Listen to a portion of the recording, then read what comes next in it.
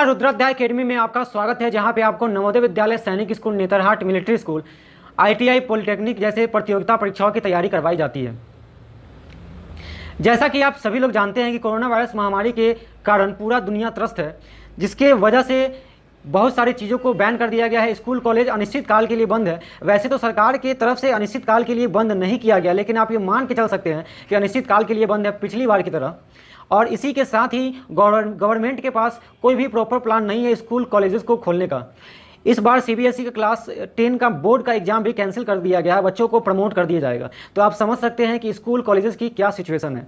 जो पढ़ने वाले बच्चे हैं वो तो कहीं से पढ़ लेंगे, लेकिन जो बच्चे कॉम्पिटिटिव एग्जामिनेशन की तैयारी करना चाहते हैं आफ्टर स्कूलिंग 9th-10th के बाद, या 9th-10th का ही, जैसे बहुत सारे प्रतियोगिता परीक्षा हैं, नवोदय विद्यालय, सैनिक स्कूल, नेतरहाट हो गया, बीएचयू, ऐसे बहुत सारे प्रसिद्ध स्कूल का जो एंट्रेंस एग्जामिनेशन होता है उसकी तैयारी करना चाहते हैं, आफ्टर 10th आईटीआई, पॉलिटेक्निक का तैयारी करना चाहते हैं, उन सारे विद्यार्थियों को परेशानी हो रही है।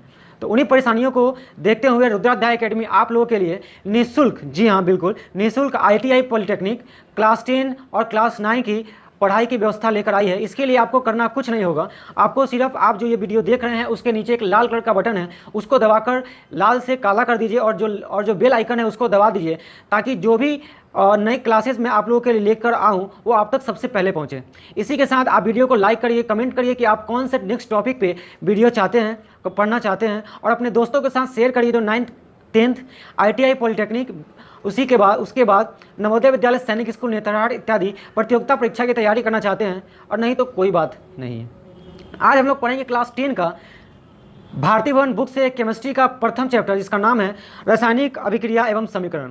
दोस्तों, मैं आपको इस प्रकार से पढ़ाऊंगा ताकि आपको बोर्ड के लिए आपको प्रिपेयर कर सकूं, और बोर्ड के बाद जो आप पॉलिटेक्निक और आईटीआई का एग्जाम देंगे, कॉम्पिटिटिव एग्जाम देंगे, उसके लिए भी आपका तैयार हो सके, आपका बेस जो है वो तैयार हो सके। बहुत सारे कोचिंग संस्थान क्या करते हैं, बच्चों को कुछ इस तरह से पढ़ाते हैं कि वो बोर्ड तो पास कर जाते हैं, लेकिन उनके पास और भी कंपटीशन लेवल का कोई भी नॉलेज नहीं होता। मैं आपको इस प्रकार से पढ़ाऊंगा, जैसा कि आप सभी जानते हैं कि बिहार बोर्ड में ऑब्जेक्टिव हो गया है, मतलब आप ऑब्जेक्टिव जो पढ़ेंगे वही ऑब्जेक्टिव आपका आईटीआई और पॉलिटेक्निक में आएगा। तो मेरे पढ़ाने का तरीका कुछ अलग है। मैं आपको इस प्रकार से तैयारी करवाता हूँ कि आपका जो है बोर्ड में परीक्षा में ज़्यादा से ज़्यादा नंबर का पहले ही कंप्लीट हो जाए। और मैं चीज़ों को आपकी कॉपी में उतरवाने का काम नहीं करता हूँ, वो चीज़ों को मैं डायरेक्ट जो है आपके दिमाग में उतारने का काम करवाता हूँ। हमारे रुद्राध्याय अकेडमी में यही इसी मेथड से पढ़ाई होती है। तो चलिए दोस्तों शुरू करते हैं, देखते हैं आगे हम लोग को क्या पढ़ना है। फर्स्ट चैप्टर का नाम है रासायनिक अभिक्रिया और समीकरण। रासायनिक अभिक्रिया के बारे में सबसे पहले हम लोग को पढ़ना होगा केमिकल रिएक्शन। तो केमिकल रिएक्शन क्या होता है? केमिकल रिएक्शन के बारे में हम लोग को पढ़ना है।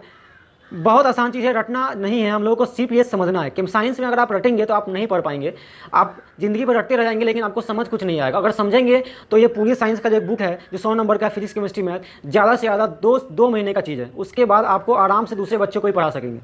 तो रासायनिक अभिक्रिया पढ़ना है। आप सभी लोग घर में रहते हैं, कुछ लोग खाना भी बनाते होंगे या कुछ लोग खाना बनाते देखते होंगे। तो हम लोग सबसे जो चर्चित चीज़ है हम लोग के घर में जो खाना बनने का, उसमें हम लोग भात बनाते हैं।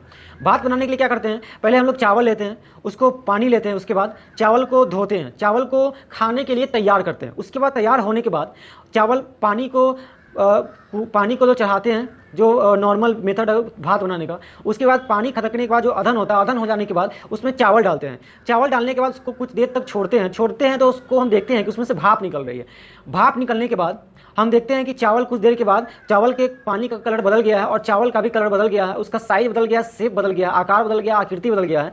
और उसके बाद उसको हम निकाल लेते हैं। निकालने के बाद हम देखते हैं कि हमने बनाया था सिर्फ भात, और बन गया उसके साथ मार भी बन गया, जो हम लोगों के लिए उपयोगी तो है, लेकिन हम लोगों ने उसको बनाया नहीं था।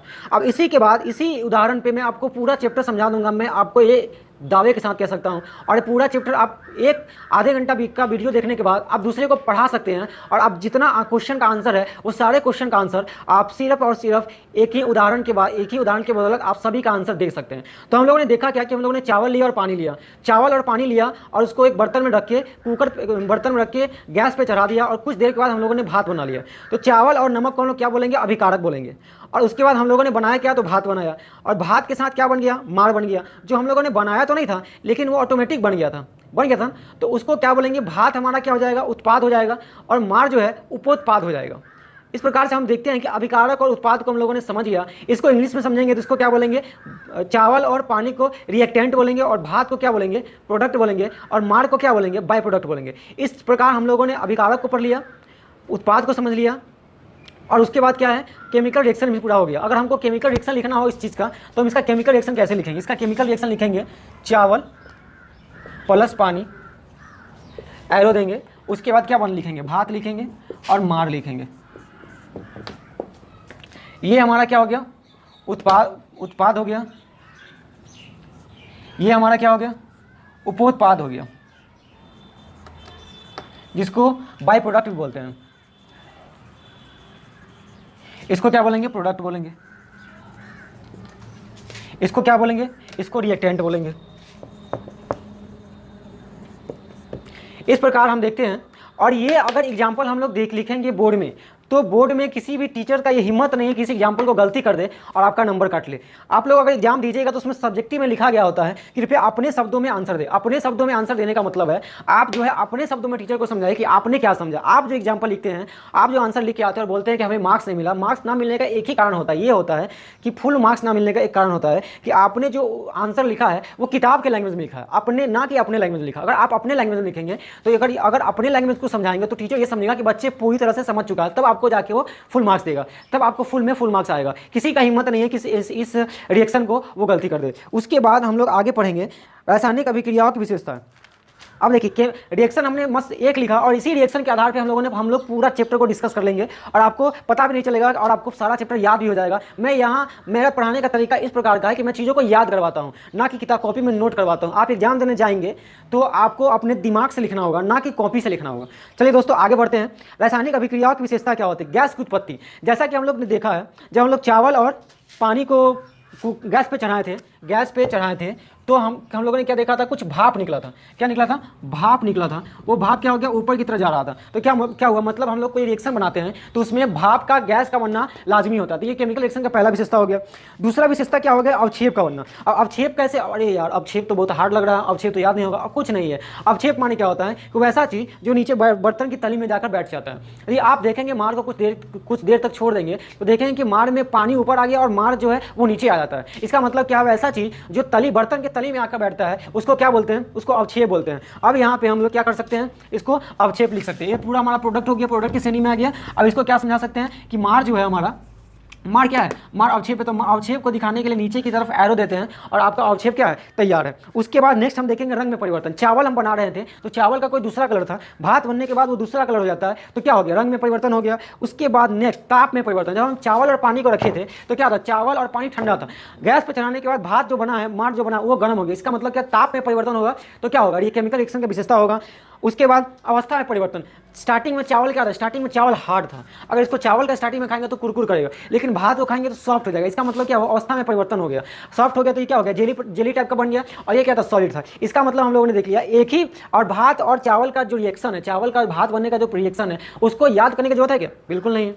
आपके दिमाग में रहेगा और अपने दिमाग के आधार पर अच्छा केमिकल रिएक्शन का विशेषता बताना है। अच्छा केमिकल रिएक्शन की विशेषता है क्या, कि चावल रखे थे स्टार्टिंग में वो सॉलिड था, बाद में जेली बन गया तो अवस्था में परिवर्तन हो गया। पहले कलर कुछ और था, बाद में कलर कुछ और, भात का कलर व्हाइट हो गया तो रंग में परिवर्तन हो गया। पहले रखे थे पानी ठंडा था, बाद में गर्म हो गया तो ताप में परिवर्तन हो गया। पहले रखे तो गैस नहीं निकला था, बाद में बर्तन का जो ऊपर से कवर करते वो हिल रहा था तो गैस बनता है। उसके बाद क्या होता है, उसके बाद अवक्षेप बन रहा था। पहले देखे तो चावल पानी रखे थे, बाद में मार बन गया तो क्या हो गया, अवक्षेप में परिवर्तन हो गया। क्या मैंने इसको याद किया है, बिल्कुल भी नहीं याद किया है। मैंने दिमाग में एक भात का रिएक्शन लाया है और सारा का सारा बक दिया नीचे। इसी प्रकार आप भी जाएंगे और आराम से बक देंगे। इसी प्रकार के अधिक वीडियोस को देखने के लिए, इस प्रकार से इंटरेस्टिंग वे ऑफ लर्निंग से, इंटरेक्टिव वे ऑफ लर्निंग से पढ़ने के लिए आप नीचे चैनल को सब्सक्राइब करिए, दोस्तों के साथ शेयर करिए और बताइए कमेंट करके कि आपको नेक्स्ट किस टॉपिक पर वीडियो चाहिए। और अगर वीडियो अच्छी लग रही है तो लाइक करिए। उसके बाद हमारा नेक्स्ट है रासायनिक समीकरण। रासायनिक समीकरण को लिखते कैसे, बस रासायनिक समीकरण किसी प्रकार लिखते हैं। रासायनिक समीकरण कैसे लिखते हैं, जो रिएक्टेंट होता है हमारा उसको एरो के बाईं तरफ लिखते हैं और जो प्रोडक्ट बनता है उसको एरो के दाईं तरफ लिखते हैं। और हम लोग और जो कंडीशन उपलब्ध करवाते हैं उस कंडीशन को एरो के ऊपर और नीचे लिखते हैं। बनने के बाद जो अवक्षेप बनता है उसको एरो से नीचे की तरफ दिखा देते हैं, वो अवक्षेप हो गया। गैस बनता है उसको एरो से ऊपर की तरफ दिखा देते हैं, गैस बन के उड़ गया। उत्पाद है, उत्पाद का अवस्था क्या है, उत्पाद का अवस्था सॉलिड है तो एस लिख देंगे। लिक्विड है तो क्या लिखेंगे, लिक्विड को लिखा जाता है एक्वस। लिक्विड को केमिस्ट्री में बोला जाता है एक्वस, इसको क्या लिख देंगे, एक्यू लिख देंगे। सॉलिड को किससे लिखेंगे, सॉलिड को लिखेंगे एस से लिख देंगे। उसके बाद क्या हो जाएगा, गैस को किससे लिख देंगे, तो जी से लिख देंगे। इसको याद करने का बिल्कुल भी जरूरत नहीं है। अगर आप हमारे चैनल पे कम से कम 5 वीडियो भी देख लेंगे तो आपको इसको ये सब चीज़ छोटी मोटी चीज़ें याद करने की बिल्कुल भी जरूरत नहीं पड़ेगी, क्योंकि मैं इतना इसी चीज़ को एक ही चीज़ को 50 बार इतना 1000 बार बोलूँगा कि आपके दिमाग में वो ABCD की तरह टंग पे आ जाएगी। नेक्स्ट हम लोग चलते हैं। अब नेक्स्ट टॉपिक हमारा संतुलित और रासायनिक समीकरण को, असंतुलित और संतुलित रासायनिक समीकरण को चेक करना। अब हम चेक कैसे करेंगे, मान लीजिए कि आप जो है घर में चावल लगाएं, घर में जो चावल बनता है जो खाना बनता है वो कुछ इस एक प्रकार के वस्तु से वो नाप कर बनाया जाता है ताकि एक्स्ट्रा ना बने और वो जियान ना हो, खराब ना हो। तो उसमें हम लोग क्या देखते हैं, आपके घर में एक नपना टाइप का होता है जिससे चावल को नाप के बनाया जाता है, जिसे आटा को नाप के बनाया जाता है। तो आप अगर ऐसा करते हैं कि अगर आप आधा केजी चावल बना रहे हैं तो आपका जो भात बनेगा वो 100 ग्राम बन जाएगा क्या, नहीं बनेगा। 1 केजी बन जाएगा क्या भात, आई एम टॉकिंग अबाउट भात, 1 केजी बन जाएगा क्या, नहीं बनेगा। तो कारण यहाँ क्या होता है कि हम लोग जितना बनाएंगे उसके आसपास रहना चाहिए प्रोडक्ट का वेट। आसपास मैं इसलिए कह रहा हूँ कि नेट वेट होना चाहिए, लेकिन आसपास मैं इसलिए कह रहा हूँ कुछ भात बन के कुछ उसमें पानी ऐड हो गया, उसके बाद कुछ क्या होता है उसमें कुछ भाप बन के उड़ गया, कुछ अवक्षेप बन गया, तो उसको जो नेट प्रोडक्ट होता है वो हमारा इक्वल ही होता है। लेकिन उसमें कुछ अगर सारी चीज़ों को जोड़ेंगे, जो निकल गया, जो बह गया, जो उड़ गया, जो हम उसको हटा दिए, उन सारी चीज़ों को बोलेंगे तो उसमें जो है पूरा नेट वेट बराबर होना चाहिए। जैसे अगर मैं लिख दूँ H + Cl, चलिए ये एग्जाम्पल नहीं देते हैं, दूसरा एग्जाम्पल देते हैं, H2 + O2, एग्जाम्पल H2O, ये एग्जाम्पल है, ये पानी है, इसको क्या बोलते हैं, पानी बोलते हैं। पानी का ये फॉर्मूला है, अगर नहीं पता होगा तो जान लीजिए पानी का फॉर्मूला क्या है, H2O। किससे किससे बनता है, H2 से बनता है, O2 से, मतलब हाइड्रोजन और ऑक्सीजन से मिलकर क्या बनता है, पानी बनता है। एक बार मैं चेक कर लेता हूँ कि वीडियो चल रही है कि नहीं। ठीक है, वीडियो चल रही है। H2 और O2 के मिलने से पानी बनता है। यहाँ पे क्या देखते हैं कि H2 2 है, ऑक्सीजन 2 है, और इधर H2 2 तो है लेकिन ऑक्सीजन 1 है। तो क्या बैलेंस है, क्या ये तराजू का पलड़ा बराबर है, बिल्कुल भी नहीं है। तराजू का पलड़ा इस तरफ झुका हुआ है ना, इस तरफ झुका हुआ। अब इसको हमको बराबर कर देना, संतुलित कर देना। तराजू क्या होता है, संतुलित होता है। अगर आप सामान खरीदने जाएंगे तो आप सामान खरीदेंगे तो देखेंगे तराजू जो है, अगर तराजू वाले दुकान के पास सामान देते हैं, तराजू बराबर होता है, तभी वो संतुलित होता है, उसको संतुलित बोलते हैं। अब ये बराबर नहीं है। अब क्या करते हैं, यहाँ पे हम इसको रिएक्शन को क्या करते हैं, बैलेंस करते हैं। रिएक्शन को बैलेंस करेंगे तो क्या कर देंगे, अब देखिए यहाँ पे H2 4 हो गया, 2 दूना 4, यहाँ H2 क्या हो गया, 2 दूना 4 हो गया। यहाँ O2 कितना है, O2 2, ऑक्सीजन 2 है, यहाँ पे ऑक्सीजन कितना हो गया, ऑक्सीजन 2 हो गया। ये समीकरण क्या हो गया, बैलेंस हो गया। इसी को क्या बोलते हैं, बैलेंस चेक करना। मतलब इस एरो के दाईं तरफ और बाईं तरफ दोनों तरफ अगर रिएक्टेंट बराबर है, सेम है, तो हम क्या बोलेंगे कि रिएक्शन क्या है, संतुलित है। अगर बराबर नहीं है तो हम क्या बोलेंगे, रिएक्शन संतुलित नहीं है। तराजू का पलड़ा या तो इधर झुका होगा या तो इधर झुका होगा, बस इसी को चेक करना है। इसी को रासायनिक समीकरण को संतुलित करना बोलते हैं। अब हम लोगों को देखना है कि रासायनिक समीकरणों को संतुलित कैसे करते हैं। रासायनिक समीकरण को संतुलित करने का 2 विधि है। अगला नेक्स्ट हमारा टॉपिक है, एक तो है हिट एंड ट्रायल मेथड, मतलब तुक्का लगाने की विधि। तुक्का लगाए हैं, मैंने यहाँ पे क्या लगाया है, तुक्का लगाया है। देखिए आप लोगों को बोर्ड भी पढ़ा रही है तुक्का लगाना। पहले यहाँ पे हम लोग क्या देखते हैं कि यहाँ पे तुक्का लगाया गया है, तो इसको बोलते हैं तुक्का लगाना। उसके बाद है अनुमान संतुलन विधि, मतलब balancing by hit and trial method. और नेक्स्ट मेथड है हमारा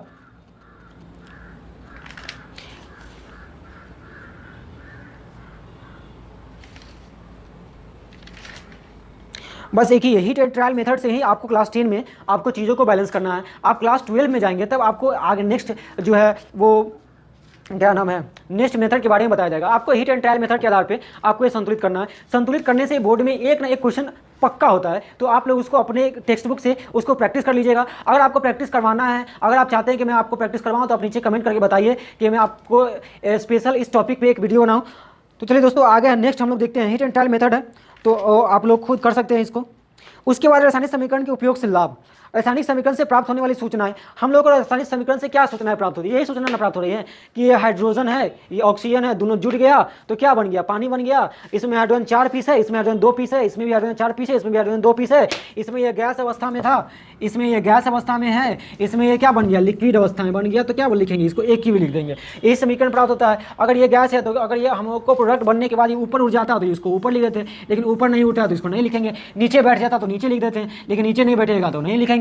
अगर इसको कोई प्रोसेस दे रहे हैं, इसको ऊपर लिख देंगे एरो की तरफ, नीचे लिख देंगे एरो की तरफ, अभी नहीं बनना है तो नहीं लिखेंगे। बस यही समीकरण सूचनाएं क्या होती है, प्राप्त होती है। आपको मान लीजिए बुक में आपको बोर्ड में ये एग्जाम्पल दे देगा, आप इसको बोलेगा कि रासायनिक समीकरण से प्राप्त होने वाली सूचनाएं लिखिए। जो एग्जाम्पल गारंटी के साथ ये क्वेश्चन पूछा नहीं जाएगा तो आप लोग क्या लिखेंगे, इधर हाइड्रोजन गैस अवस्था में है, ऑक्सीजन गैस अवस्था में है, और क्या है, पानी गैस।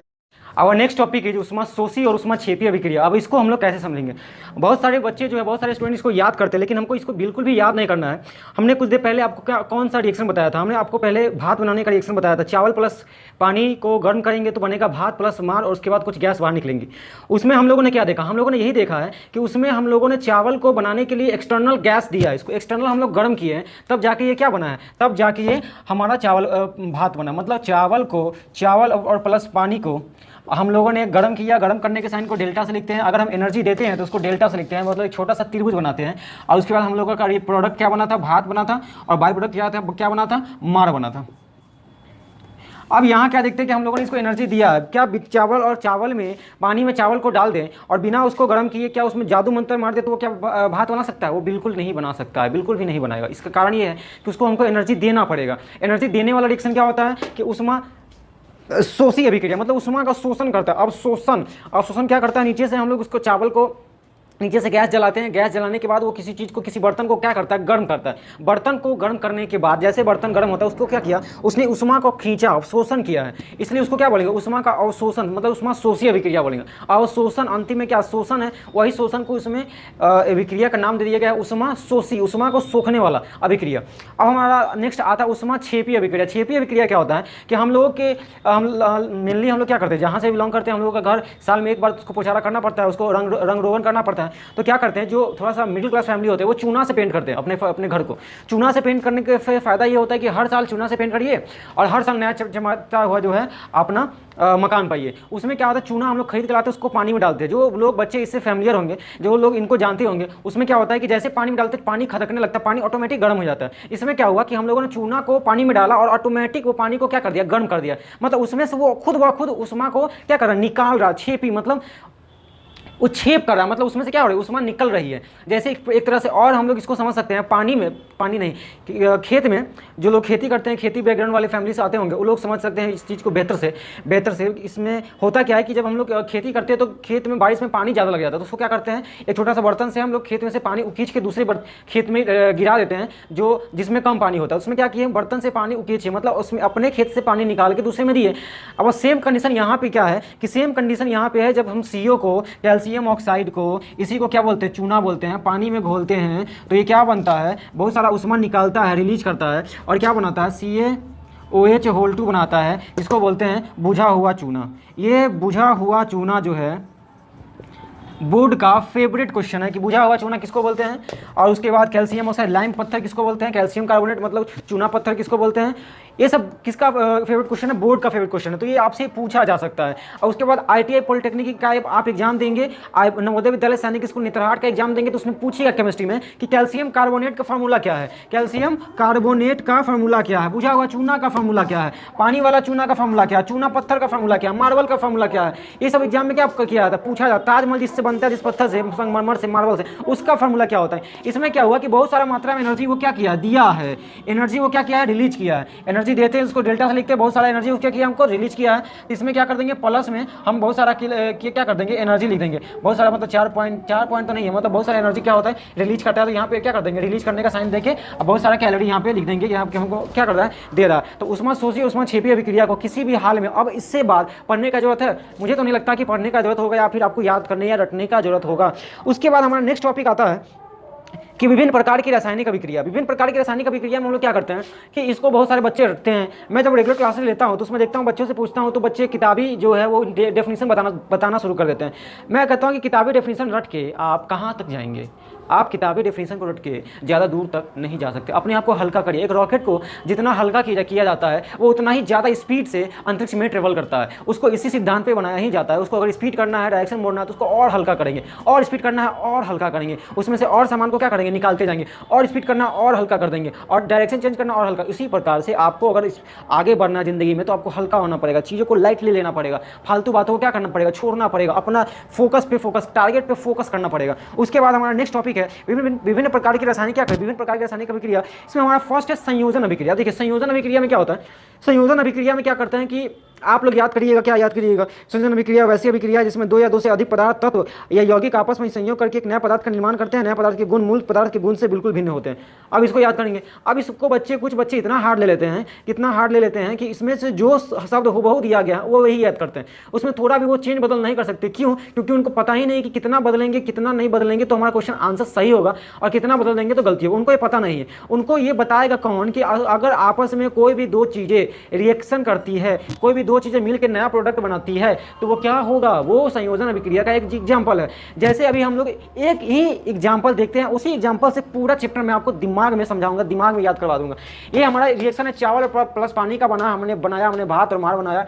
इसमें क्या हुआ कि चावल और पानी दो चीज़ें हैं, अलग अलग प्रकार की, अलग अलग गुण की। चावल के अलग गुण है, पानी का अलग गुण है, दोनों को गर्म किए और ये भात बन गया। दोनों के गुण से भात के गुण क्या अलग है।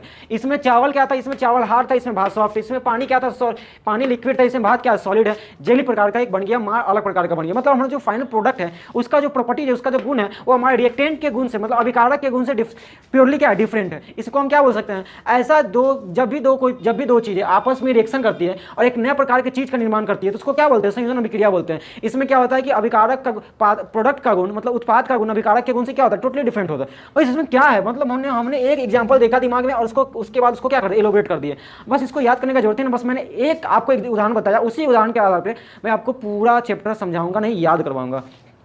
और उसके बाद नेक्स्ट हमारा चलते हैं संयोजन के बाद वियोजन अभिक्रिया। वियोजन अभिक्रिया मतलब क्या होता है, वियोजन अभिक्रिया माने तो वियोजन क्या होता है, जैसे कि अभी शादी ब्याह का मौसम चल रहा है, सीजन चल रहा है, तो उसमें क्या होता है कि लड़की का शादी एक घर से निकलती है दूसरे घर में जाती है। जिस घर से निकलती है वो पहले उस घर की सदस्य थी, मेंबर थे लोग, उसके बाद स्ट्रांगली क्या मेंटली उसको इंगेज थे। अब वो क्या होगा कि स्ट्रांगली इंगेज थे, उसके बाद शादी के बाद सुबह में क्या होता है, विदाई होता है। विदाई में क्या होता है, लड़की का वियोग होता है, इसलिए सब क्या करते, रोते हैं। और लड़का वाला के यहाँ जाते हैं तो उतना ही धूमधाम से उसका क्या किया जाता है, स्वागत किया जाता है। होता ये है कि एक फैमिली से वो कोई चीज़ टूट कर बिखर कर वो क्या किया, दूसरे जगह गया। तो जहाँ से वो टूट के गई, अपने मायके से वो जा रही है तो उसमें क्या हुआ, विक्षेपण हुआ, उसमें क्या हुआ, वियोग, उसमें से टूट के फैमिली को क्या हुआ, पहले 5 आदमी था अब 4 आदमी रह जाएगा। तो क्या हुआ कि कम गया ना, कमा कैसे टूटेगा तभी तो कमेगा, कमा तो उसमें क्या होगा, वियोजन अभिक्रिया, उसको क्या बोलेंगे, वियोजन अभिक्रिया बोलेंगे। अब जहाँ वो गई है उसमें क्या हुआ कि संयोजन हुआ, मतलब वहाँ पे 5 फैमिली पहले से था, 5 मेंबर, अब क्या हो जाएगा, अब 6ठा मेंबर ऐड हो जाएगा, उसमें क्या होगा, संयोग हुआ, उसमें क्या बोलेंगे, संयोजन अभिक्रिया बोलेंगे। और इधर क्या हो जाएगा, वियोजन अभिक्रिया हो जाएगा। हमको डेफिनेशन चाहिए, हमको एग्जाम्पल चाहिए। अब हम एग्जाम्पल में क्या लिखेंगे, एग्जाम्पल में चलिए लिखते हैं। एग्जाम्पल में हम जो है ये एक प्रकार का संयोजन अभिक्रिया का एग्जाम्पल है, CaO प्लस H2O। इसमें क्या दोनों मिलकर CaOH2 बनाया, बहुत सारा मात्रा में क्या बनाया, उसमें बनाया। इस प्रकार का क्या है, एक ही प्रकार का एग्जाम्पल है आपको संयोजन अभिक्रिया का। मैं आपको इतना पढ़ाऊंगा कि आपको इतना, मतलब एक ही चीज़ों को इतना बार मैं आपको बोलूँगा आपके सामने 1000 बार कि आपको याद करने का जरूरत ही नहीं पड़ेगा, वो आपके दिमाग में ABCD जैसा फिट हो जाएगा। ABCD क्या होता है, अंधे मतलब नींद में भी अगर कोई आपसे पूछेगा कि ABCD सुना तो आप लोग आराम से सुना देंगे। अब इसको हम लोग क्या करते हैं, एक रिएक्शन देखते हैं वियोजन अभिक्रिया का। वियोजन अभिक्रिया क्या हुआ, मान लेते हैं AB कोई एक प्रोडक्ट है जो टूट के A अलग बना और B अलग बना, मान लीजिए उसमें हम लोगों ने एनर्जी दिया। ये क्या रिएक्शन ये पर्याप्त है कि नहीं है, बहुत सारे लोग बोलेंगे कि नहीं है, लेकिन अब उनकी बुद्धि उनकी मति जैसे उनके पढ़ाने का तरीका। लेकिन ये डेफिनेशन जो है आपका एग्जांपल जो है बिल्कुल करेक्ट होगा। कोई बोर्ड का टीचर इसको करेक्ट गलती कर नहीं सकता। लेकिन आप अगर थोड़ा सा और एडवांस एग्जांपल देना चाहते हैं, अगर आप देखिए, अगर आप उतना चीज़ों को नहीं याद कर सकते हैं तो आप ये एग्जाम्पल भी लिखेंगे, आपका वो सही होगा। लेकिन आप अपने आप को बहुत ज़्यादा ब्रिलियंट समझते हैं तो आप कोई दूसरा एग्जाम्पल भी लिख सकते हैं, CO3 calcium carbonate, CaCO3,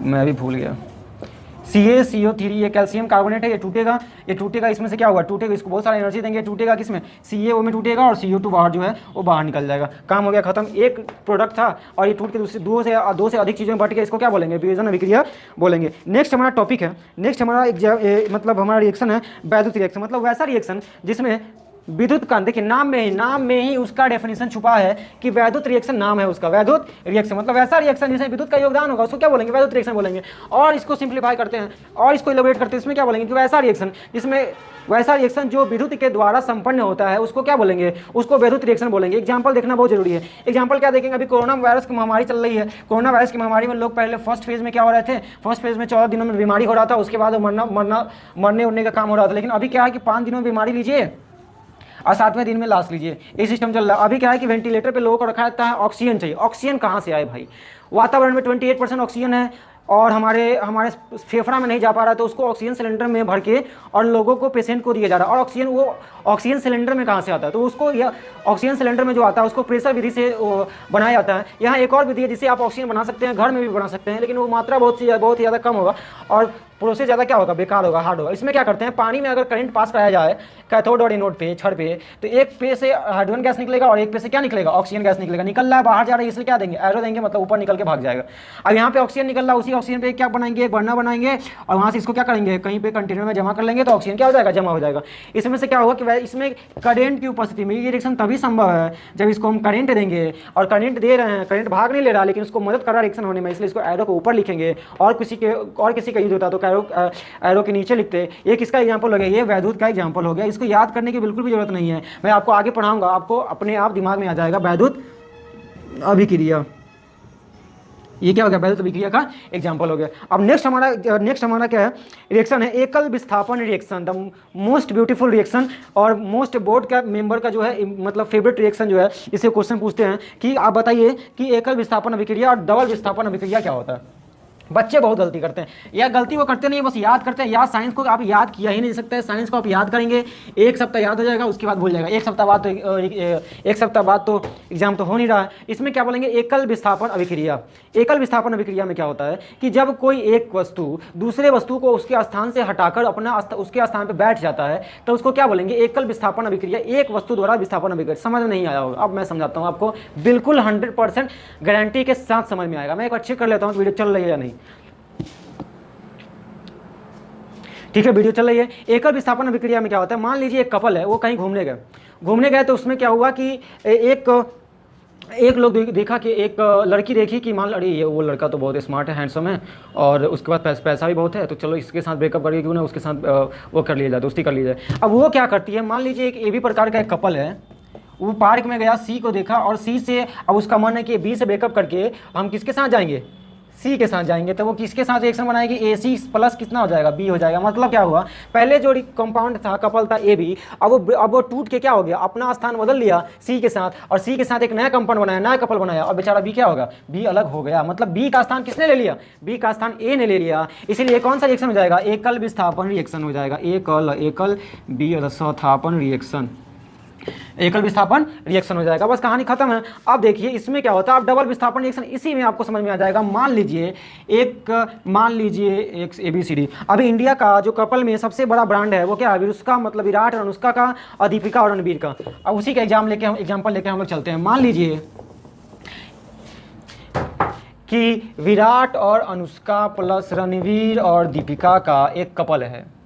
Virat और अनुष्का, रणवीर और दीपिका का एक कपल है। ये कहीं गए घूमने, अब इनको लगा कि अरे नहीं ये तो बहुत पकाता है, विराट कोहली एक खाली बिजी रहता है किसमें, अब मैच खेलने बिजी रहता है, हमको टाइम देता नहीं है।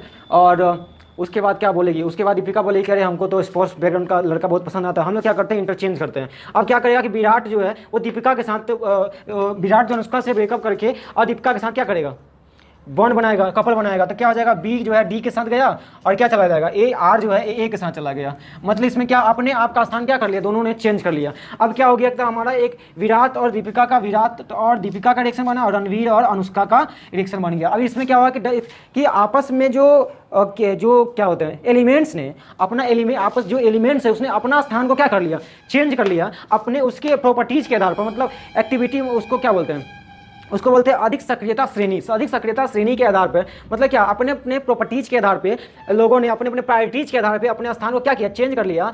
और चेंज करने के बाद क्या बनाया, एक नया कंपाउंड बनाया, तब जाके इसको क्या बोलेंगे, डबल डिस्प्लेसमेंट रिएक्शन बोलेंगे। मतलब दोनों ने अपना अपना स्थान क्या किया, दो स्थान यहाँ पे चेंज हो रहा है, इसका भी चेंज हो रहा है, इसका भी चेंज हो रहा है। इसको क्या बोलेंगे, डबल डिस्प्लेसमेंट रिएक्शन बोल देंगे इसको। अब बताइए इसको क्या आप कभी जिंदगी में भूल सकते हैं, और दोबारा क्या इसको याद करने का जरूरत है। ये रिएक्शन सफिशिएंट है आपको फुल मार्क्स लाने के लिए। ये रिएक्शन मैं दोबारा कह रहा हूँ, सफिशिएंट है आपको फुल मार्क्स लाने के लिए। बहुत सारे लोग जो पौराणिक विचारों के हिसाब से पढ़ाते हैं, जो जो सदियों से जो पढ़ाई चली आ रही है उसके हिसाब से पढ़ाते हैं, तो वो कहेंगे कि ये थोड़ा सा ज़्यादा एडवांस बनता है, इसको पढ़ाने आता नहीं है और पढ़ाने चला जाता है, नया नया लड़का है पढ़ा रहा है, तो उससे उसके यहाँ नहीं पढ़ो। तो भाई साहब, अगर मैं नया नया लड़का रहता, अगर मुझे पढ़ाने नहीं आता, तो मुझे ITI में रैंक नहीं आता, बिहार पॉलिटेक्निक में ITI में बिहार पॉलिटेक्निक में रैंक नहीं आता, वो मैट्रिक के बाद। मैं अभी JEE मेंस मुझसे नहीं निकलता, और उसके बाद मैं आपको बता दूँ, इंडिया के number 1 university Banaras Hindu university से मैं पढ़ के आपके सामने यहाँ पे नहीं आया होता। समझ में आ रहा है? तो आप जो है 100% कन्फर्मेशन के साथ, 100% कॉन्फिडेंस के साथ इस रिएक्शन को लिख सकते हैं, और ये रिएक्शन जो है 100% सही होगा, क्योंकि बोर्ड में एग्जाम में ये क्वेश्चन लिखा जाता है कि इसको अपने शब्दों में बनाए, ना कि किताबी शब्दों में इसको लिखे। और हमारा नेक्स्ट टॉपिक है, और आप लोगों को जो ज़्यादा नंबर आप लोगों को कम जाता है, आप बोलते हैं कि हम लोग बना के तो पूरा आया था लेकिन हमारा नंबर कम गया, तो नंबर कम होता है, यहीं पे कम होता है, क्योंकि आपको उसमें लिखा हुआ था कि जो भी आप आंसर लिख रहे हैं उसको किस में लिखना है, उसको लिखना है अपने शब्दों में। आपने किसके शब्दों में लिख के आया? किताब के शब्दों में, तो कहाँ से आपको नंबर मिलेगा? और CBSE के वाले बच्चों को इसलिए ज़्यादा नंबर आता है क्योंकि उनको, वो अगर इंग्लिश में रटेंगे तो उनको असंभव, वो रट ही नहीं पाएंगे, उनको समझाया जाता है। वो पैसा ज़्यादा खर्च करते हैं, टीचर्स को क्या करते हैं, समझाते हैं। अगर लेकिन आप लोग सरकारी विद्यार्थियों क्या, सरकारी स्कूल के स्टूडेंट क्या करते हैं, सरकारी स्कूल में पढ़ाई होता नहीं है और कोचिंग में, छोटा मोटा कोचिंग में पढ़ाते हैं, वो लोग खुद उतना क्या होता है, कैलिबर, उन लोगों के पास खुद उतना कैलिबर नहीं होता है कि, तो वो लोग क्या करते हैं, कमाने खाने के लिए कोचिंग खोल लेते हैं और उसमें किसी प्रकार से आपको पढ़ा घींच घाच के नंबर पास करवा देते हैं, और वो पढ़ाई जो है वो कहीं काम की नहीं आती, बस आपके पास एक डिग्री जाता है, इस पर डेट ऑफ बर्थ सर्टिफिकेट लिखा रहता है, डेट ऑफ बर्थ, डेट, काम हो गया खत्म डिग्री का, और उसमें आपको नॉलेज जीरो रहता है। आप जाएंगे कंपटीशन एग्जाम देने, आपको कहेंगे हमको तो ये पढ़े सब थे लेकिन बनता कुछ नहीं रहा। यही कारण है कि नहीं बनना, क्योंकि आपको वो घिच घाच के पास कराया गया, ना कि आपको कंपटीशन के लिए तैयार कराया गया। मैं आपको यहाँ पे क्या बताता हूँ, मैं आपको कुछ इस प्रकार से बताता हूँ कि आपको चीज़ें याद करके जरूरत नहीं पड़ती, वो चीज़ें डायरेक्ट कहाँ जाती है, आपके दिमाग में जाती है। मेरे यहाँ बच्चे पढ़ते मतलब कॉपी में कम, दिमाग में ज़्यादा जाता है। चलिए, उसके बाद अवक्षेपण रिएक्शन में हम लोगों ने कुछ देर पहले क्या देखा था, हम लोग चावल पानी से भात बना रहे थे, जिसमें मार जो है आके नीचे बैठ गया था। मार को जब थोड़ा देर छोड़ देंगे तो उसमें देखेंगे पानी ऊपर आता है, मार जो है नीचे आता है। उसमें तो वैसा पदार्थ जो फाइनल प्रोडक्ट के साथ बनने के साथ तली में जाके बैठ जाता है, उसको क्या बोलते हैं, उसको अवक्षेपण रिएक्शन बोलते हैं। इसलिए उसको नीचे की तरफ एरो देकर सूचित करते हैं कि मतलब क्या चल जा रहा है, नीचे चला जा रहा है। उसके बाद उदासीनीकरण रिएक्शन में क्या होता है, उदासीनीकरण रिएक्शन में क्या होता है, उसको भी याद करने के लिए बहुत सारे बच्चे ऐसे याद करेंगे, अरे भयानक होगा, बहुत सारे बच्चे रट्टा मारने की कोशिश करेंगे। रट्टा मारने का जरूरत ही नहीं है, अगर आप अच्छे सही टीचर से पढ़ेंगे सही। इसमें क्या करेंगे, बहुत सारे बच्चे आप भी अपने आसपास देखे होंगे कि एक बच्चा होता है जो मतलब बेसी ज़्यादा बोलता है, बहुत ज़्यादा बोलेगा और लुचुर लुचुर करते रहेगा, हंसेगा तो हंसते रहेगा, और रोएगा तो एकदम रोते रहेगा बकलोल की तरह। और एक होता है एकदम चुपचाप बेवकूफ़ की तरह बैठा रहेगा, एकदम शांत स्वभाव का बच्चा रहेगा, तो वो भी खराब है। और जो ज़्यादा लोग बंदर है वो भी खराब है। अब इसमें क्या होता है, लोग टीचर परेशान हो जाते हैं कि यार ये थोड़ा सा एक नॉर्मल हिसाब का बच्चा होता है जो कम से कम अच्छा से मतलब समझता चीज़ों को, जहाँ हंसने का बात है वहाँ हंसता, जहाँ रोने का बात है वहाँ रोता, जहाँ समझने का बात है वहाँ समझता। तो अगर हम दोनों में क्या करवा दें, रिएक्शन करवा दें, एक जो ज़्यादा लुचुर लुचुर करने वाला है और एक जो मतलब कम शांत स्वभाव का है, तो उसमें से कौन सा चीज़ बनेगा, और उसमें से क्या होगा, उसका उस दोनों का प्रॉपर्टी थोड़ा सा माइल्ड होगा, और एक नया प्रॉपर्टीज क्या निकलेगा, ऐसा बच्चा निकलेगा जो थोड़ा सा हंसेगा भी, बोलेगा भी, ज़्यादा शांत भी नहीं रहेगा, लुचुर लुचुर भी करेगा लेकिन कम करेगा, हिसाब से करेगा। और उसमें क्या होगा, सोचने समझने की शक्ति भी होगी कि कहाँ हमको कैसे बोलना है, नहीं बोलना है, कहाँ कैसे उठना है, कहाँ कैसे बैठना है। तो उसको क्या बोलेंगे, एक परफेक्ट ह्यूमन बींग्स बोलेंगे। तो उसी को हम लोग क्या बोलेंगे, उदासीनीकरण रिएक्शन हम लोग ऐसे समझेंगे। ऐसे टेक्निकल में उदासीनीकरण रिएक्शन कैसा होता है, एक चीज़ होता है खट्टा लगता है, एक चीज़ होता है कड़वा लगता है, जैसे करेला कड़वा लगता है, नींबू खट्टा लगता है। दोनों को जब रिएक्शन करवाएंगे तो नमक नमकीन लगता है। नमक कैसा लगता है, नमकीन लगता है। नेक्स्ट चैप्टर हमारा यही है, उदासीनीकरण रिएक्शन पे एसिड बेस और सॉल्ट के बारे में पढ़ना है। तो ये चीज़ जो है हम लोग को वहाँ ज़्यादा से क्लियर हो जाएगी, अब इसको उतना माइंड में लेने की जरूरत नहीं है। वैसे अगर आपको जरूरत है तो आप समझिए कि जब खट्टा सामान, जब कड़वा सामान से रिएक्शन करता है तब जाकर नमकीन बनाता है, उसी को क्या बोलते हैं, उदासीनीकरण रिएक्शन बोलते हैं। जैसे हमारे पेट में होता है HCl हाइड्रोक्लोरिक एसिड, और बाहर में क्या होता है, NaOH होता है। क्या होता है, NaOH होता है एक प्रकार का भस्म है, सोडियम हाइड्रोक्साइड है। ये दोनों आपस में मिलती है तो क्या बनाती है, ये दोनों आपस में मिलकर सोडियम क्लोराइड बनाती है, जिसको नमक बोलते हैं, टेबल साल्ट बोलते हैं। जैसे बहुत सारे कंपाउंड के लिए ये एक प्रोडक्ट के रूप में, अभिकारक के रूप में काम करता है। और उसके बाद क्या बनता है, H2O बनता है। उसके बाद है प्रकाश रासायनिक अभिक्रिया। प्रकाश रासायनिक अभिक्रिया में क्या होता है, नाम ही में इसका डेफिनेशन छुपा हुआ है, नाम है प्रकाश रासायनिक अभिक्रिया। प्रकाश रासायनिक अभिक्रिया मतलब क्या होता है, वैसा रासायनिक अभिक्रिया जिस जो प्रकाश की उपस्थिति में होगा उसको क्या बोलेंगे, प्रकाश रासायनिक अभिक्रिया बोलेंगे। वैसा रासायनिक अभिक्रिया जो विद्युत की उपस्थिति में होगा उसको क्या बोलेंगे, विद्युत रासायनिक अभिक्रिया बोलेंगे। कहानी खत्म है। एग्जाम्पल देखना, एग्जाम्पल बहुत सरल है। पत्ता जो क्या करता है, पेड़ पौधा अपना खाना खुद बनाता है, इसलिए उसको क्या बोलते हैं, इसलिए उसको बोलते हैं स्वपोषी। और उसके बाद पत्ता जो है वातावरण से CO2 लेता है, जड़ उसका नीचे होता है, मतलब जमीन में से क्या लेता है, H2O लेता है। आपस में रिएक्शन किया, ग्लूकोज बनाया, क्या बनाया, ग्लूकोज बनाया, C6H12O6 बनाया, इसी को बोलते हैं ग्लूकोज। प्लस क्या बनाया, O2 बनाया, इसको क्या बोलते हैं, ऑक्सीजन बोलते हैं, जो हमारे लिए बहुत ज़्यादा उपयोगी है। ये बन गया प्रोडक्ट हो गया, ये हो गया बाई प्रोडक्ट। हिंदी में जानिए, इसको बोलते हैं उपोत्पाद, इसको बोलते हैं उत्पाद। ये हो गया हमारा क्या हो गया, रिएक्टेंट हो गया, मतलब अभिकारक हो गया, वो हमारा फाइनल प्रोडक्ट हो गया। इसमें क्या हम लोग सभी जानते हैं, बच्चों में 6 क्लास में पढ़ना था कि प्रकाश जो है, जो पत्ता जो है पेड़ पौधा अपना खाना पत्ती में क्लोरोफिल की उपस्थिति में और प्रकाश की उपस्थिति में बनाता है। जिसकी उपस्थिति में बनता है उसको क्या बोलेंगे, उसको एरो के ऊपर लिखते हैं अद क्लोरोफिल। क्लोरोफिल इसके क्या हुआ, दोनों की उपस्थिति में बना तो हो गया ना पत्ता जो है CO2 की उपस्थिति में प्रकाश की। इसमें से कोई भी रिएक्टेंट में एक चीज़ कमी रहेगा, क्या रात में पत्ता खाना बना सकता है, तो नहीं बना सकता है, क्योंकि उसको बनाने के लिए प्रकाश चाहिए, क्योंकि उसको बनाने के लिए क्लोरोफिल चाहिए, क्योंकि उसको बनाने के लिए CO2 चाहिए, क्योंकि उसको बनाने के लिए वाटर चाहिए। इसमें से कोई भी एक चीज़ नहीं होगा, पौधा अपना खाना नहीं बना सकता है। आगे बढ़ते हैं, उसके बाद ऑक्सीकरण रिएक्शन हो गया। ऑक्सीकरण रिएक्शन थोड़ा सा इंपॉर्टेंट है, क्योंकि उसका हमारे डेली लाइफ में ऑक्सीकरण और प्रकाश रासायनिक अभिक्रिया का बहुत ज़्यादा इंपॉर्टेंट है, क्योंकि इसका डेली लाइफ में बहुत से यूज होता है। कहाँ यूज होता है अभी हमको पता चल जाएगा। हम लोग सभी चिप्स खाते हैं, कुरकुरे खाते हैं, या बंद फूड पैकेट खाते हैं, उसमें चिप्स खाते हैं, उसमें क्या होता है कि प्रोडक्ट कम, हवा ज़्यादा होता है। हवा किस लिए होता है, हवा इसलिए होता है क्योंकि एक हम जानते हैं कि वातावरण 2 प्रकार की गैस होती है, एक नाइट्रोजन होती है मेन, जो ज़्यादा मेजॉरिटी अवस्था में होती है, और एक क्या होती है, ऑक्सीजन होती है। ऑक्सीजन क्या करता है, चीज़ों के साथ रिएक्शन करके उसको खराब करता है। नाइट्रोजन क्या करता है, चीज़ों के साथ रिएक्शन ही नहीं करता। क्यों, क्योंकि यह हाई टेम्परेचर और हाई प्रेशर पर रिएक्शन करता है। जब बिजली कड़कती है ना, बिजली कड़कने से जो लाखों वाट का जो वोल्टेज पैदा होता है, उसमें जाके वो नाइट्रोजन जो है रिएक्शन करता है। तो नॉर्मल वे में नाइट्रोजन का रिएक्शन करना है वो क्या होता है, असंभव होता है। इसीलिए क्या होता है कि ऑक्सीजन रिएक्शन करता है खाने फूड प्रोडक्ट के साथ। अब वो ऑक्सीजन जो है, सुबह में दाल, गर्मी के मौसम चल रहा है, सुबह में दाल बना के रखते हैं, शाम को खट्टा हो जाता है। क्यों खट्टा हो गया, इसलिए खट्टा हो गया क्योंकि उसमें ऑक्सीजन ने उसके साथ रिएक्शन किया और उसको खराब कर दिया, माइक्रो ऑर्गेनिज्म का निर्माण कर दिया। ऑक्सीजन जब भी रिएक्शन करता है माइक्रो ऑर्गेनिज्म का निर्माण करता है। और हम लोग यहाँ पे धरती पे इसलिए हैं क्योंकि यहाँ ऑक्सीजन है। ऑक्सीजन ने किसी ज़माने में धरती पे किसी चीज़ से रिएक्शन किया होगा, माइक्रो ऑर्गेनिज्म का निर्माण किया होगा। उसी प्रकार धीरे धीरे धीरे धीरे धीरे धीरे हिंदू धर्मशास्त्रों में 11वां जो अवतार है, उसके बाद क्या हुआ, धीरे धीरे कछुआ, कछुआ से क्या मत्स्य से बाद कछुआ, कछुआ से सुअर, क्या क्या होते होते होते होते क्या हो रहा फाइनल में आदि बना। साइंस भी इसी चीज़ को बोलता है। साइंस भी क्या बोलता है, साइंस ही बोलता है कि सबसे पहले जो प्रोडक्ट, सबसे पहले जो आदि, सबसे पहले जो यहाँ पे जो जिंदगी आया वो पानी में आया, पानी के बाद कछुआ बना, कछुआ के बाद क्या क्या क्या क्या बनते बनते बनते बनते क्या हुआ, आदमी का निर्माण हुआ। उसके बाद हम लोग नेक्स्ट रिएक्शन जो हम लोग पढ़ेंगे कि ऑक्सीकरण रिएक्शन का अवकरण और अब हमारा नेक्स्ट है अवकरण और रिडक्शन। इसको हिंदी में बोलते हैं, हिंदी में अंग्रेजी में बोलते हैं ऑक्सीडेशन और रिडक्शन, हिंदी में बोलते हैं अवकरण और ऑक्सीकरण। ऑक्सी मतलब क्या होगा, ऑक्सीजन, जिसमें ऑक्सीजन जुट गया उसमें ऑक्सीकरण हो गया, और जिसमें ऑक्सीजन निकल गया उसको क्या बोलेंगे, अवकरण बोलेंगे। कहानी खत्म है। बहुत ही ज़्यादा सिंपल चीज़ है, इसको ज़्यादा लोग हार्ड बना देते हैं। कैसे बना देते हैं, अरे यार ऑक्सीकरण किस में, तो ऑक्सीजन जुटेगा, हाइड्रोजन हटेगा, और रिडक्शन में क्या याद ही नहीं। अरे यार जब इस चीज़ में ऑक्सीजन जुट रहा है उसका सीधे उल्टा होगा अवकरण।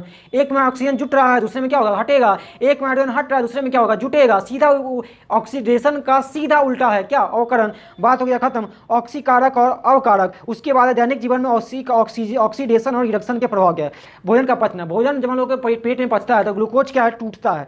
ग्लूकोज टूटता है, बहुत सारी एनर्जी देता है, कार्बन डाइऑक्साइड देता है जो सांस के द्वारा बाहर निकाल देते हैं, पानी निकालता है जिसको पेशाब के द्वारा हम लोग बाहर निकाल देते हैं। ग्लूकोज का बनना, ग्लूकोज सांस लेते हैं, सांस का मेन काम होता है। ऑक्सीजन का मेन काम होता है बॉडी में खाना को पचाना और आवश्यक ऊर्जा प्राप्त करना। हम लोग जानते हैं कि जो भी कुछ चीज़ें जलती है उसमें ऑक्सीजन उपयोगी होती है। बिना ऑक्सीजन कोई चीज़ जल नहीं सकती है। पेट में भी खाना क्या होता है, जलता है, और उसके बाद ही क्या निकलता है, एनर्जी निकलता है। उसके बाद है भोजन का दुर्गंध देना। तो भोजन की पचने में ऑक्सीजन सहायता करता है, मतलब भोजन का पचना क्या होता है, एक ऑक्सीडेशन रिएक्शन है, ऑक्सीकरण रिएक्शन है। उसके बाद भोजन का दुर्गंध देना। भोजन में क्या होता है, गया ऑक्सीजन जुट गया, एक कुरकुरे ले खरीद के लाइए, उसमें छेद कर दीजिए, उसको क्या करिए आप 1 महीना के बाद खाइए। 1 महीने के बाद इसलिए क्योंकि कुरकुरे में भी कुछ ऐसी एजेंट मिला दिया जाता है ताकि वो बहुत सारे दिनों तक खराब ना हो। उसको बोलते हैं सोडियम बेंजोएट। उसमें कुछ इस प्रकार का केमिकल होता है जिसको फूड प्रोडक्ट में मिलाया जाता है ताकि वो उसको ऑक्सीजन वो जल्दी खराब ना हो। ठीक है।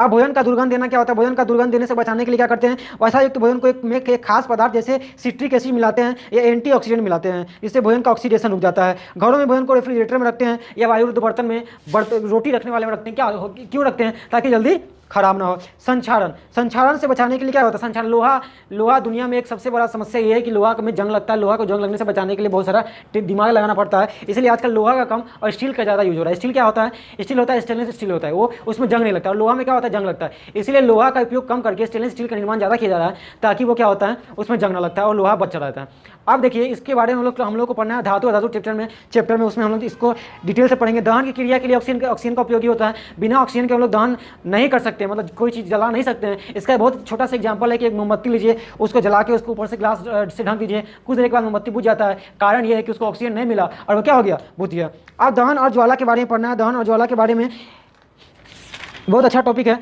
इसमें से ज़्यादा हम लोग को चीज़ पढ़ना नहीं है।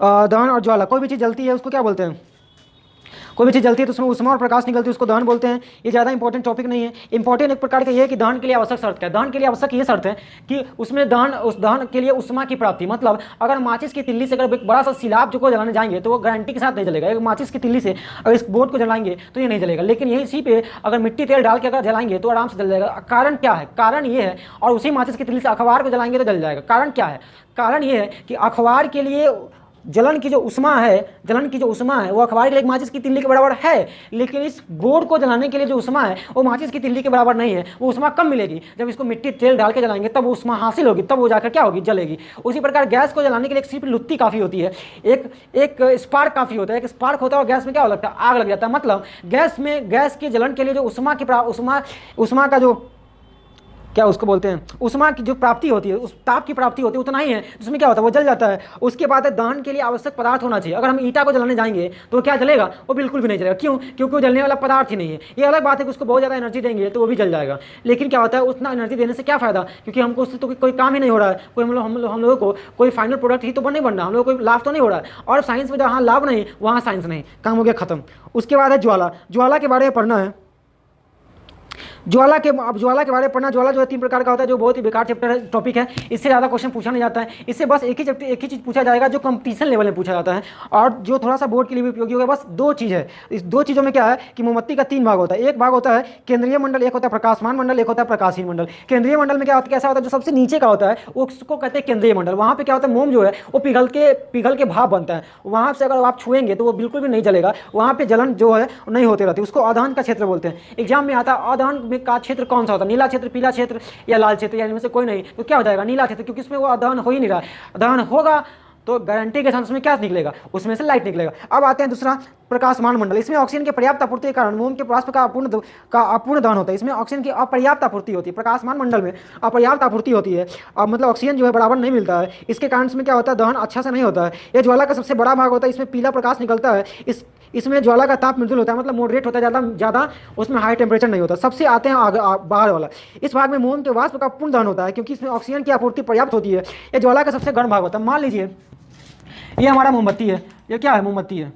1 भाग, 2 भाग, और ये क्या हो गया, 3 भाग। सबसे ज़्यादा एरिया, मतलब सबसे ज़्यादा ऑक्सीजन, सबसे ज़्यादा हीट, सबसे ज़्यादा। इसका एरिया कम, इसको ऑक्सीजन कम मिलेगा, कम। इसमें बिल्कुल नहीं। इसका एरिया कम, इसको ऑक्सीजन मिल ही नहीं रहा है, इसमें ये जलेगा ही नहीं। इसमें छुएंगे आप, इसको छुएंगे, 1 नंबर को छुएंगे नहीं जलेगा, 2 नंबर को छुएंगे जलेगा, लेकिन क्या लगाएंगे, बोरो प्लस लगाएंगे, ठीक हो जाएगा। 3 नंबर में बहुत ज़्यादा भाप, 3 नंबर में बोरो प्लस लगाएंगे नहीं ठीक होगा। इसके लिए क्या लगाना पड़ेगा, दवाई लगाना पड़ेगा, तब जाके 3 नंबर में क्या होगा, जलेगा। इसको अदहन का क्षेत्र बोल लेते हैं, इसको प्रकाशमान बोलते हैं। इसमें सबसे ज़्यादा ताप टेम्परेचर होता है। कहानी खत्म है। उसके बाद वो आप लोग पढ़ लिए पूरा। उसके बाद हमारा नेक्स्ट टॉपिक है कि एलपीजी के बारे में, जो सबसे मोस्ट आपको बोर्ड की तरफ से भी और किसके तरफ से भी, कंपटीशन की तरफ से भी सबसे ज़्यादा मतलब डिमांडिंग टॉपिक है। इसमें क्या पढ़ना है, एलपीजी का सबसे पहले पूरा नाम, लिक्विफाइड पेट्रोलियम गैस, द्रवीभूत पेट्रोलियम गैस, इसका क्या हो गया, पूरा नाम हो गया। 1 नंबर में यही दिमाग में आएगा। अगर सबसे आसान चैप्टर बनाएगा, सबसे आसान क्वेश्चन बनाएगा तो मेंबर बनाएगा बोर्ड का कि एलपीजी का पूरा नाम बताइए। थोड़ा सा ज़्यादा हार्ड करेगा, बताएगा, पूछेगा कि एलपीजी में एलपीजी किस चीज़ से बना होता है, तो आइसोब्यूटेन, नॉर्मल ब्यूटेन, आइसोब्यूटेन, इसको क्या बोल सकते हैं, इसको प्रोपेन और ब्यूटेन ही बोल सकते हैं, क्योंकि एलपीजी प्रोपेन और ब्यूटेन का क्या होता है, मिश्रण होता है। आगे कार्बन चैप्टर में इसके बारे में डिटेल में पढ़ना है, तो प्रोपेन और ब्यूटेन के बारे में ज़्यादा दिमाग नहीं लगाना। कार्बन चैप्टर में इसको अच्छे से पढ़ाएंगे। उसके बाद अभी सिर्फ यही समझना है कि एलपीजी हमारे जो घर में गैस सिलेंडर आती है वो क्या होती है, उसमें क्या होता है, प्रोपेन और ब्यूटेन का मिश्रण होता है और उसका नाम है लिक्विफाइड पेट्रोलियम गैस। उसके बाद उसमें क्या होता है, वो सिलेंडर में रहता है तो लिक्विड रहता है, बाहर जैसे ही निकलेगा वो क्या बन जाएगा, गैस बन जाएगा। इसके बाद पहले के ज़माने में जो एलपीजी बनता था उसमें क्या होता है, एक बार मैं देख लूँ कि वीडियो चल रही है या नहीं। बिल्कुल वीडियो चल रही है। अब पहले के ज़माने में जो गैस आता था उसमें क्या होता था कि उसमें गैस में एक महक नहीं होता था, गैस खुला हुआ, लोगों को पता नहीं है, गैस में गया, लाइटर जलाए और ब्राम से एक आवाज़ हुआ, लोग मर गए। उसके बाद क्या होता है, गैस एजेंसी वाले को जो है उसको 14 लाख का इंश्योरेंस होता है। जब आप गैस सिलेंडर लेते हैं, जिस समय गैस सिलेंडर आप रिलीज करवाते हैं उस समय कंपनी की तरफ से, अगर आप इंडियन ऑयल है तो इंडियन ऑयल कंपनी आपको 14 लाख का इंश्योरेंस करती है। अगर आप इन केस आपका गैस सिलेंडर फट जाता है, उसमें जान माल की हानि होती है, तो आप 14 लाख का बीमा कवरेज का लिए केस कर सकते हैं ऑटोमेटिक। आप लोग, बहुत सारे लोगों को पता नहीं होता है, तो पता होना चाहिए। उसके बाद क्या है, उसके बाद है तो उसमें क्या हुआ, सरकार बहुत परेशान हुआ कि उसमें दुर्घटना ज़्यादा था, तो लोग किसको लेना नहीं चाहते थे, कंपनी को क्या होता, नुकसान हो रहा था। उसके बाद कंपनी ने दिमाग लगाया कि दिमाग क्या लगाया, उसमें एक ऐसा चीज़ मिला दो, ऐसा परफ्यूम मिला दो कि जैसे ही लीक हो आदमी को अपने आप पता चल जाए, कितना तेज गंध हो उसमें। तो उसमें क्या मिला दिया, एक नाम है मरकेप्टन, मरकेप्टन गैस, उसमें क्या मिला दिया, मरकेप्टन परफ्यूम मिला दिया गया। क्या मिला दिया गया, मरकेप्टन मिला दिया गया, मरकेप्टन मिला दिया गया। अब मरकेप्टन मिला दिया गया, इसमें तो आपसे पूछाएगा कि एलपीजी में कौन सा गंध मिलाया जाता है, इसके कारण हमें एलपीजी किस खास गंध आती है। तो क्या मिला जाता है, मरकेप्टन मिला जाता है, जिसका फॉर्मूला होता है C2H5SH। इसका फॉर्मूला क्या होता है, इसका फॉर्मूला होता है, यहाँ पे देखिए C2H5SH, ये क्या हो गया, फॉर्मूला हो गया आपका। उसके बाद क्या हो गया, कहानी खत्म है, आपका पहला चैप्टर पूर्ण हुआ। अगर वीडियो आपको अच्छी लगी तो लाइक करिए, दोस्तों के साथ शेयर करिए। इसी प्रकार की वीडियोज़ को देखते रहने के लिए, अगर आप चाहते हैं कि मेहनत कम हो, कम इनपुट में ज़्यादा आउटपुट आए और पढ़ाई कॉपी में नहीं सीधा दिमाग में जाए, तो हमारे चैनल को सब्सक्राइब करिए। नीचे लाल कलर का बटन होगा, उसको दबा के काला करिए, घंटा का बेल होगा उसको बजाइए, ताकि जब भी मैं नया क्लास लूँ तो आप तक वीडियो जो है सबसे पहले पहुँचे और आप जो है उस चीज़ को सबसे पहले समझ जाए और जहाँ भी जाएँ सबसे तेज़ रहें। और उसके बाद क्या है कि इस वीडियो को अपने ज़्यादा से ज़्यादा दोस्तों के साथ शेयर करिए, क्योंकि जब तक ले आपके आसपास अच्छे लोगों का एक समूह नहीं होगा, आप आगे नहीं बढ़ेंगे।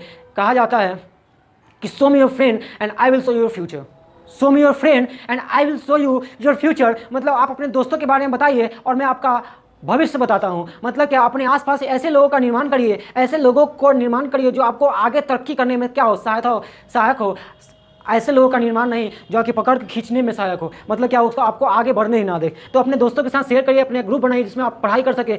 एक ग्रुप स्टडी, कुछ चीज़ें होती है जो ग्रुप में अच्छा होती है। एक ग्रुप में क्या होता है, काम अच्छा होता है, पढ़ाई अच्छा होता है, गाना अच्छा होता है। तो अपने आसपास ऐसा ग्रुप बनाइए जो क्या करे, आप लोगों को क्या करना है, पढ़ने में मदद करे। अगर आप पढ़ नहीं पाते हैं तो आप ग्रुप में पढ़िए, आप बिल्कुल भी अच्छे से पढ़ पाएंगे और आपका पढ़ने का भी स्पीड क्या होगा, बढ़ेगा।